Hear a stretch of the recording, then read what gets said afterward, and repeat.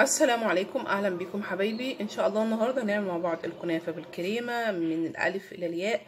كانت صديقه معانا في القناه طلبتها يعني، فانا عشان كده هعملها قبل رمضان بشويه. هنبتدي على طول معايا كده بشربات. دول كوبايتين سكر عليهم كوبايه ونص ميه، هحطهم على النار لغايه لما يغلوا بالظبط 10 دقايق. بعد ما يغلي 10 دقايق هعصر عليه نص ليمونه واحط عليه كيس فانيليا.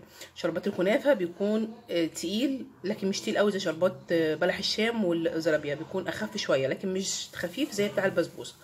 تمام. بعد الكريمه زي ما انتم شايفين معايا كده، دول كوبايتين حليب بحط عليهم 3 معالق نشا، ومعايا دي قشطه كانت من لبن رايب. يعني انا هحطها هنا عشان اعزز برضو النكهه بتاعتي وما يبقاش مجرد يعني ايه طعم مهلبيه بس. لو مش متوفره عندك القشطه ممكن تحطي معلقه زبده. هحط معايا معلقتين سكر. احنا بنسقي الكنافه سكر، لكن المهلبيه ما بتبقاش شاربه قوي، فبيبقى ما معاش سكر خالص، بيبقى طعمها كده يعني زي لبن ملهاش طعم. فنحط بس ايه حاجه بسيطه كده زي ما شفتوا كله كده على البارد. هحطها لغايه لما قوامها يبقى كريمي عندي على النار. وبعد ما يبقى كريمي هنزل احط عندي يعني كمان كيس فانيليا. تمام. يبقى كده احنا عملنا الشربات وعملنا الكريمه.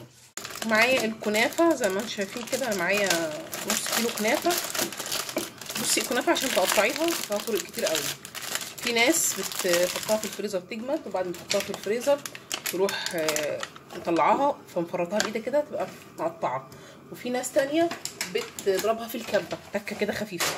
انا من الناس اللي بحب اعمل الكنافه بايدي، مختلفه شويه. تمام كده اهي بفردها بس انا مش بعملها بايدي برضو. ايدي انا بعملها بالمقص، بقصها بالمقص كده يعني، عشان انا لو جايبه كنافه طازه مش هقعد احطها في الفريزر او اطلع كبه مخصوص. يعني من الناس اللي بس هتطلع الكبه بصراحه كده اهي. حبه حبه هتلاقوها خلاص كده اتقطعت. جبت معايا الصينيه اللي هشتغل فيها. هحط في الاول كده شويه زبده. الزبده بتاعتي سايحه، انا ما بحطش الزبده على الكنافه علشان خاطر تبقى سهله معايا، ما تقعدش تلزق في ايدي وانا بعملها. بعد ما اضغطها بحط الزبده. شايفين كده اهي. طبعا اي صينيه يعني حجمها طبعا هيكون كبير. باخد الكنافه كده وافرفرها كده وانا احطها مفروده كده، مش احطها كبس، لا. تمام بالمنظر ده كده. وبعد كده هكبسها في الاخر. برضو بعملها بايدي كده عشان لو في اي حاجه متماسكه ببعضها تفك.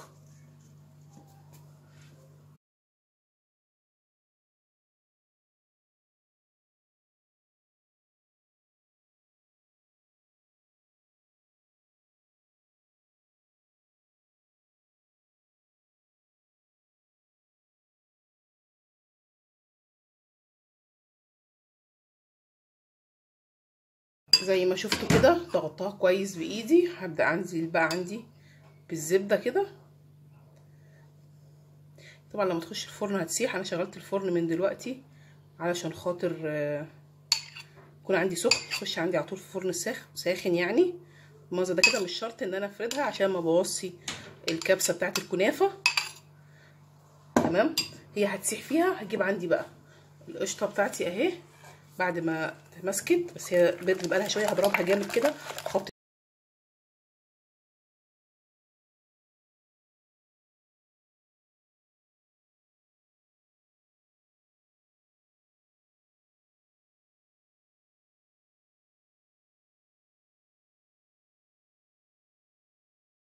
زي ما شفتوا. حطيت عندي الكريمه وفردتها، ما وصلتش للاخر عشان خاطر لما تستوي الكريمه بتاعتي ما تلزقش في جدار الصينيه وما اعرفش اقلبها. هبدا اخد بقى الكنافه زي ما خدت كده وانزل بيها على الحته اللي في الطروف الاول. هي دي اللي انا عايزه احطها كده واضغطها بايدي عشان امنع برضو ان ان الكريمه تطلع بره. وكمان لما بتنحرق بتبقى عامله ريحه مش حلوه.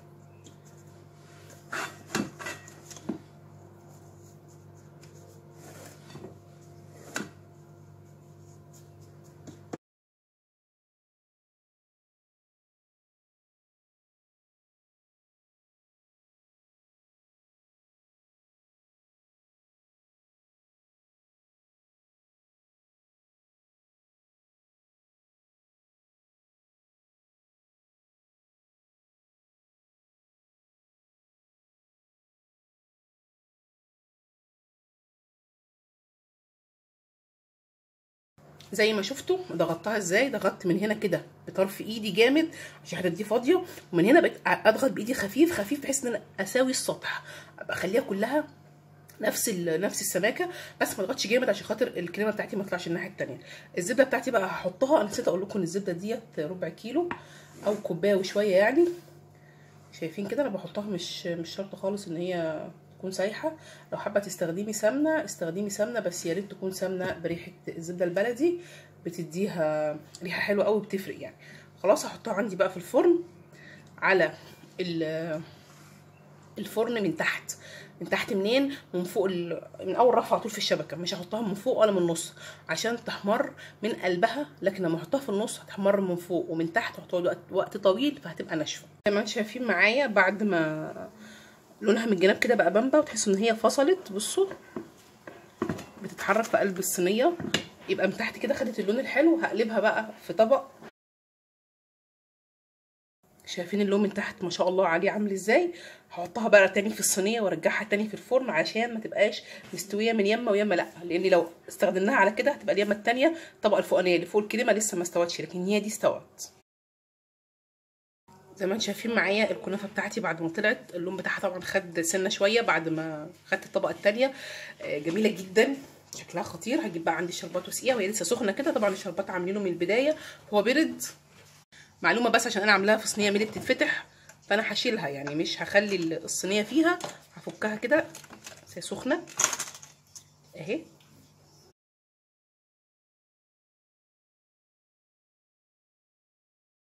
زي ما شفتوا انا سقيتها بالشربات بتاعي. الكنافه دي اصلا طبيعتها بتبقى طريه، ما بتبقاش يعني مش طريه قوي، ما بتبقاش ناشفه لان جواها كريمه، ما ينفعش تبقى ناشفه ليه، في ناس بتحب الكنافه تبقى ناشفه. لو حابينها ناشفه عن كده شويه تقلوا الشربات. معلومه بقى مهمه، لازم تخلوها رقيقه، ما ينفعش تبقى تخينه. يعني لو الكميه بتاع الكنافه كتيره على الصينيه مش مشكله، تمام. يعني انتوا حطوا كده بالنظر وبقى معاكم شويه كنافه، خلاص الكنوف في الكيس في الفريزر، المره مع الثانيه مش هتفرق يعني، لكن هي لازم تكون رقيقه. هستنى بقى لغايه ما تشرب الشربات بتاعها وتهدى شويه عشان اقطعها لكم من جوه.